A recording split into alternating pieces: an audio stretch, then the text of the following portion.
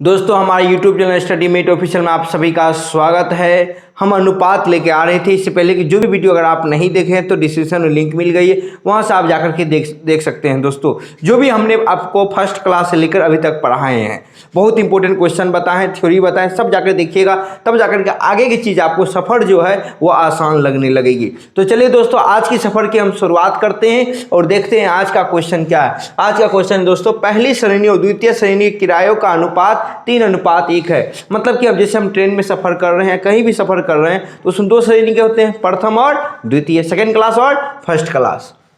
3:1 है। और यदि पहली श्रेणी तथा दूसरी श्रेणी में सफर कर रहे यात्रियों का अनुपात 1:50 है।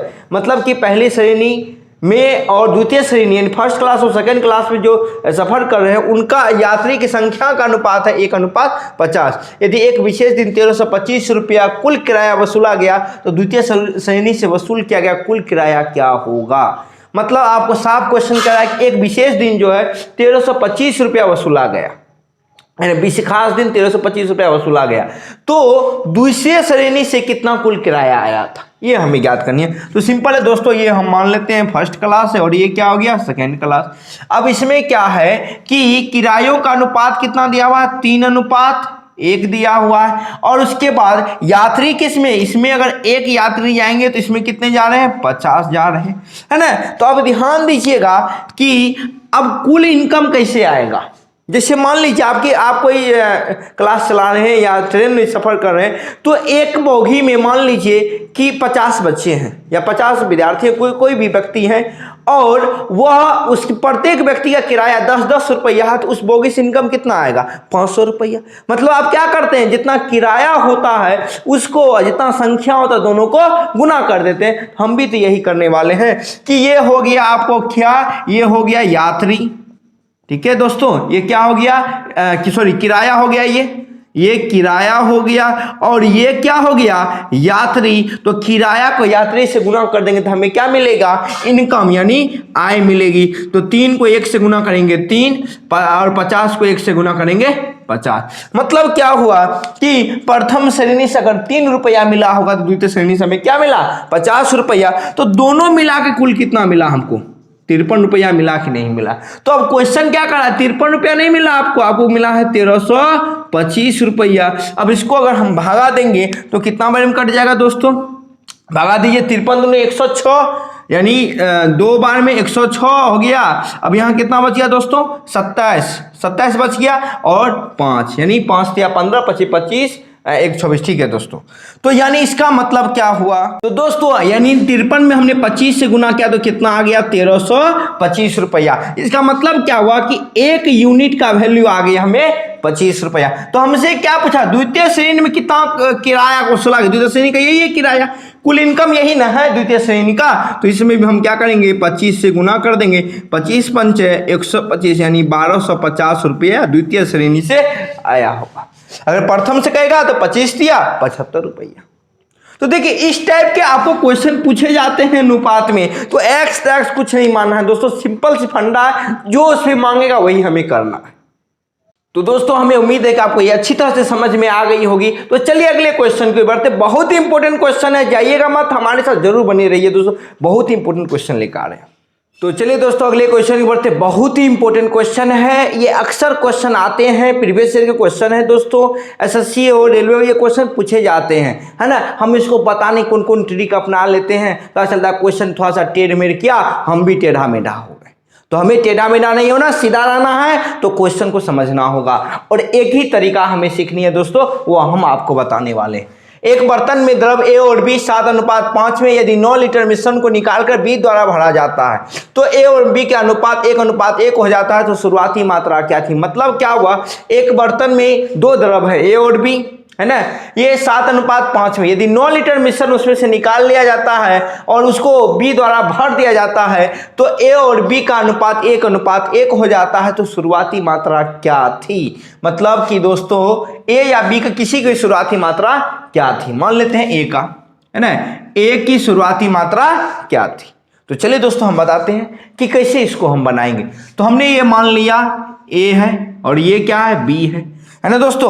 अब इसका जो अनुपात है वो क्या है, 7:5, और ये क्या हुआ, इनिशियल हुआ, मतलब शुरुआती हुआ, ठीक है। और फाइनल क्या है, यानी अंतिम अनुपात क्या हो जाता है, 1:1। अब ध्यान दीजिएगा कि इस पूरे क्वेश्चन में हमने पिछला क्वेश्चन याद कीजिए, पिछले वीडियो में हमने क्या आपको बताया था कि जो चीज फिक्स है उसको हम बराबर करने की कोशिश करेंगे। तो फिक्स यहां हमारा क्या है, ए है, क्योंकि बी द्वारा भरा जाता है तो बी बदल जाता है, लेकिन ए नहीं बदल रहा है।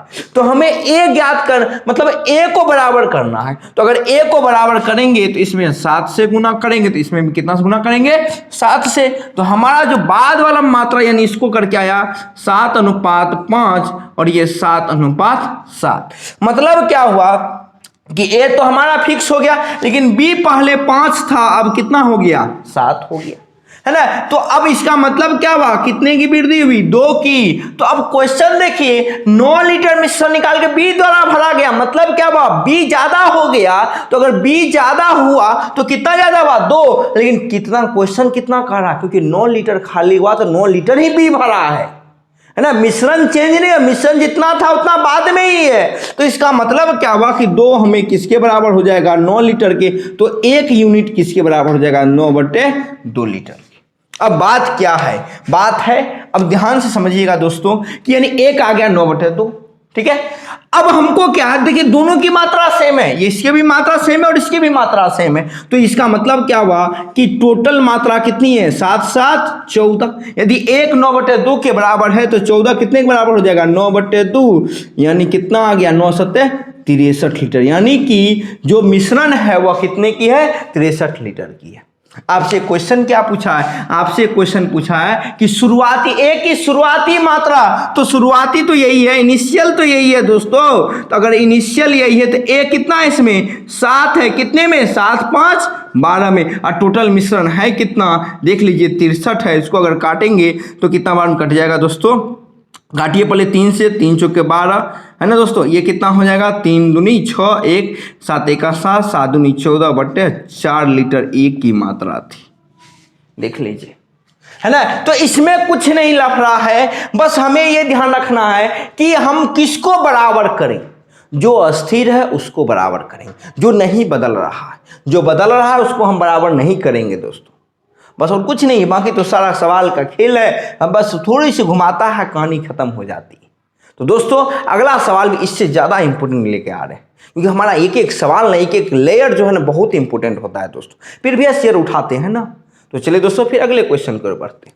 तो चलिए दोस्तों अगले क्वेश्चन की ओर बढ़ते हैं। अगला क्वेश्चन क्या है, 2 बर्तन ए और बी में दूध और पानी का अनुपात क्रमशः 4:3 और 2:3 है। तो बर्तन के मिश्रण को किस अनुपात में मिलाया जाए कि नए मिश्रण में आधा दूध और आधा पानी हो जाए। ये क्वेश्चन आप कहीं भी उठा लीजिए, ये क्वेश्चन फिक्स है, पूछा गया। और हम इसको एलिगेशन मेथड में बनाएंगे, एलिगेशन के थ्रू ये बनेगा, क्योंकि मिश्रण को मिक्सिंग किया गया है। तो अगर मिश्रण को मिक्सिंग का जैसे ही करेगा ना, और दोनों का अगर अलग अलग मिश्रण है, यानी 2 बर्तन है और दोनों में अलग अलग मिश्रण है, मतलब दूध ही पानी है लेकिन अलग अलग अनुपात में है, तो हम वहाँ एलिगेशन मेथड लाएंगे। सब जगह एलिगेशन मेथड नहीं लाएंगे दोस्तों, जहां अलग अलग होगा। इन्हीं के सब में एलिगेशन लगा दिए, पता चला कंफ्यूज कर गए कि क्वेश्चन क्या पूछा था, है ना। हमें कंफ्यूजन नहीं, हमें सॉल्यूशन ढूंढना है दोस्तों। तो अगर मान लीजिए कि 2 बर्तन हैं ए और बी, अब इसको एलिगेशन मेथड लाएंगे कैसे, तो कोई एक चीज उठाएंगे, या तो दूध को दूध उठा लीजिए या पानी का पानी उठा लीजिए,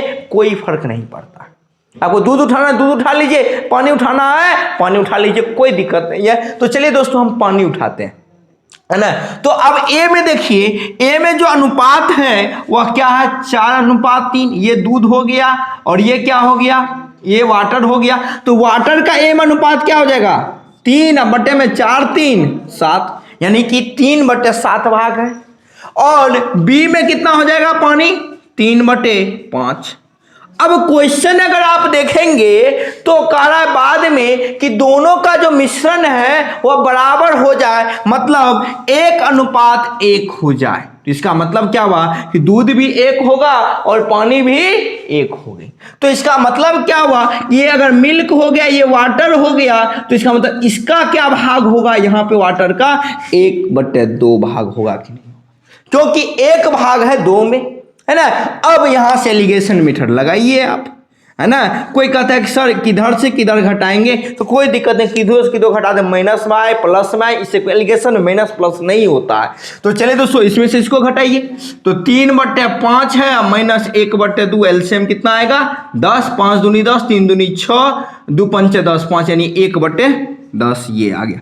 इधर घटा करके इधर लिखेंगे और इधर वाला घटा करके इधर लिखेंगे। अब क्या बचा यहाँ पर, है ना, अब बचा 1/2 माइनस 3/7। कोई दिक्कत नहीं, इसमें से इसको घटाइए, इसमें से इसको घटाइए, कोई फर्क पड़ता, माइनस आए ना आए कोई फर्क नहीं पड़ता। 7 दूनी 14, 7 में से 6 गया यानी 1/14, ये इसका अनुपात हो गया। अगर हम इसके अनुपात को लिखेंगे यानी 1/10 अनुपात 1/14, ये इधर गुना हो जाएगा और ये इधर। तो ध्यान दीजिएगा, ये है ए है, ये बी है, इसका मतलब क्या हो गया, ये अनुपात किस में हो जाएगा 14/10। देख लीजिए। तो एलिगेशन मेथड, आप मिल्क भी उठा के चलिएगा ना तो यही आंसर आएगा।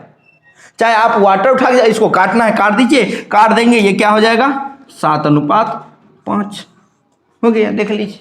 तो एलिगेशन मेथड क्या करता है, कोई मिश्रण को अगर मिक्सिंग करते हैं, हम मिलाते हैं, तो किस अनुपात में मिलाए के बाद में मिश्रण यह हो जाए तो यह आपको फायदा करेगा दोस्तों। तो चलिए फिर अगले सवाल की ओर बढ़ते हैं। तो चलिए दोस्तों अगले क्वेश्चन की बढ़ते हैं। अगला क्वेश्चन क्या है, एक मिश्र धातु में तांबा, जिंक तथा निकल 5:3:2 के अनुपात में है। इस मिश्र धातु के 100 kg में कितने निकल की मात्रा डाली जाए कि नया अनुपात 5:3:3 हो जाए। मतलब सिंपल क्वेश्चन है, क्वेश्चन में कोई दम नहीं है।